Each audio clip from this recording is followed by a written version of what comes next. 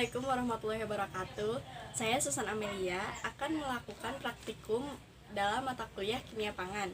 Nah, praktikum yang biasanya kita laksanakan di laboratorium karena kasus pandemi corona ini yang sekarang sedang terjadi. Sekarang jadi kita melakukan praktikumnya di rumah aja. Nah, seperti biasa, ketika kita melakukan praktikum, kita harus melakukan beberapa prosedur tertentu. Yang pertama, kita harus menggunakan alat pelindung diri seperti yang saya kenakan ini adalah jas laboratorium, lengkap beserta maskernya. Selain kita menggunakan alat pelindung diri, nah saya juga telah mempersiapkan jurnal praktikum. Nah ini biasanya ketika kita akan memasuki laboratorium, jurnal praktikum ini diperiksa oleh dosen mata kuliah terkait. Nah selain jurnal ini, jangan lupa juga untuk membersihkan kuku. Nah, jadi ketika kita praktikum, kuku kita itu tidak boleh panjang, jadi harus dibersihkan, dipotong, karena untuk memudahkan kita ketika praktikum. Nah, jika peralatan sudah selesai, otomatis tubuh kita juga harus bersih. Kita harus melakukan sanitasi terlebih dahulu.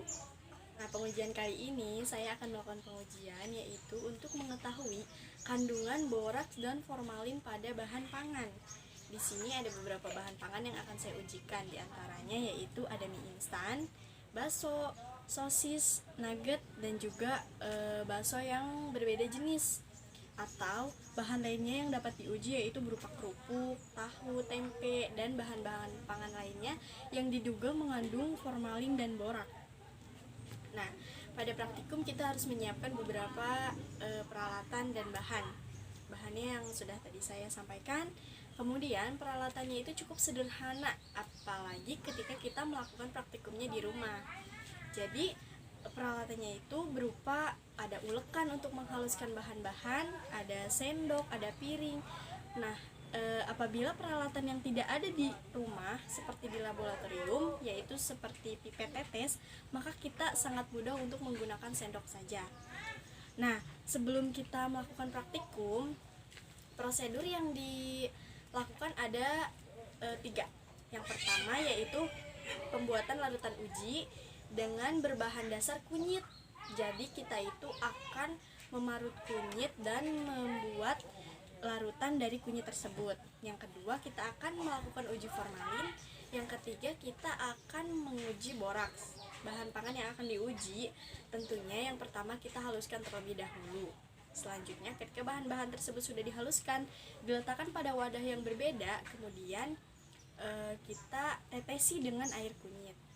Untuk mengetahui langkah-langkah yang lebih jelasnya, marilah saksikan videonya terus ya. Yang pertama, dari bahannya ada beberapa kunyit untuk membuat larutan uji yang akan diparut dan diambil airnya. Untuk sampelnya ada mie instan, ada nugget, sosis, dan juga 2 macam bakso.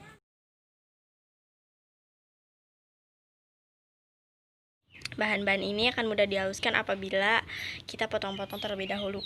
Dan jangan lupa untuk melakukan pembersihannya. Ini jadi kulit-kulit yang tadi ada pada sosis kita jangan buang sembarangan. Itu sebagian peraturan ketika kita melakukan praktikum, baik di laboratorium maupun di rumah saja.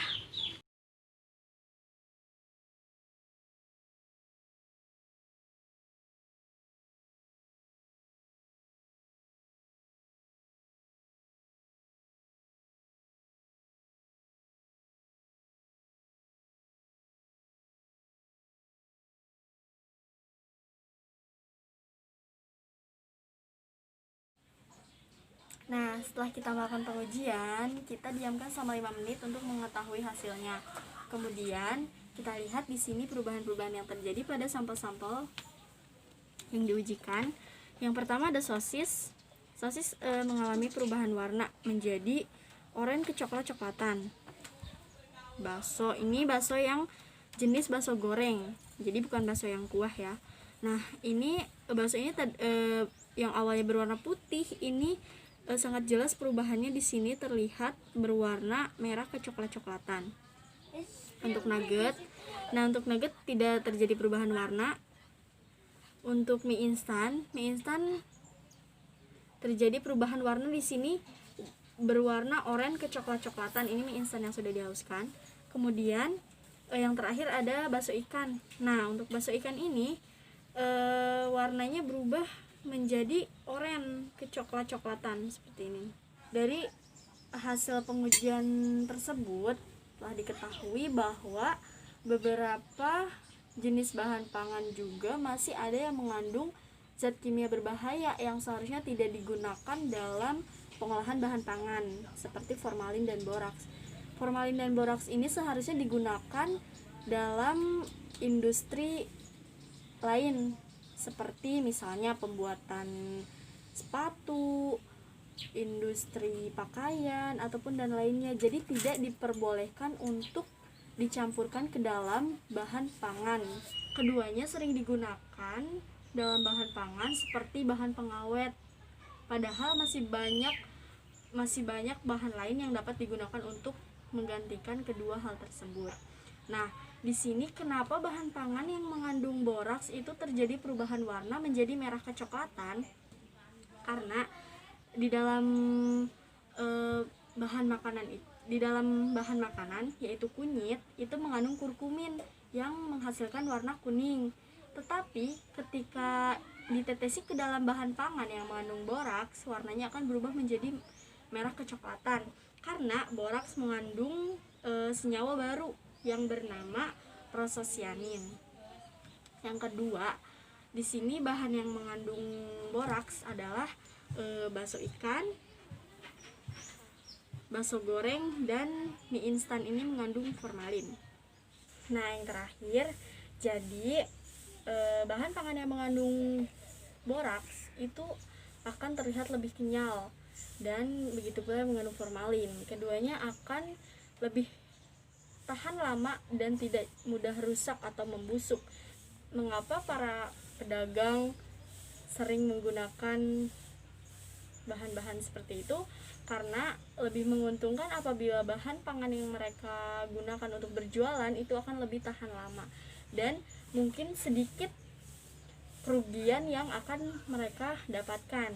Tapi untuk kita sebagai pengonsumsi bahan pangan yang mengandung formalin dan boraks, maka kita akan sangat mengalami kerugian karena tubuh kita tidak akan sehat dan baik ketika mengonsumsi zat-zat kimia yang berbahaya bagi tubuh. Sekian praktikum dari saya, kurang lebihnya mohon maaf dengan segala kekurangan dan keterbatasan serta peralatan yang ada. Terima kasih. Assalamualaikum warahmatullahi wabarakatuh.